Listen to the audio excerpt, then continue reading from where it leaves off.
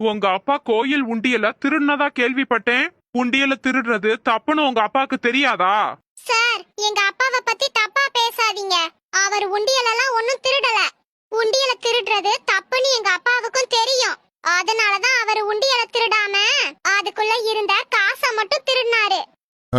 படிப்பு ரொம்ப முக்கியம். வில்லியம் ஷேக்ஸ்பியர் தெருவிளக்குல உட்காந்து கஷ்டப்பட்டு படிச்சிருக்காரு. அப்ப பகல்ல வெளிச்சம் இருக்கும்போதே கஷ்டப்படாம படிச்சிருக்கலாம்ல. இது கூட அவருக்கு தெரியலையே. என்ன சொன்னாலும் எகத்தாளமாவே பேசுறானுங்க. பாருங்க, என்ன மாதிரி நீங்க நல்லா படிச்சா யாரு காலையும் பிடிக்க வேண்டிய அவசியமே இல்ல. நான்லாம் இது வரைக்கும் யாரு காலையுமே பிடிச்சதில்ல. போன சண்டே உங்களை பார்த்தேன். கோழியோட காலை பிடிச்சு சாப்பிட்டுக்கிட்டு இருந்தீங்க.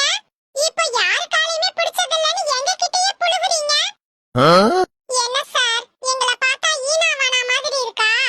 எங்களை யாரும் ஏமாத்த முடியாது. என்னங்கடா? ஆமா ஆமா. உங்களை யாரும் ஏமாத்த முடியாது. ஆனா என்னதான் ஏமாத்தி இந்த கிளாஸ்க்கு அமைச்சு விட்டுட்டாங்க.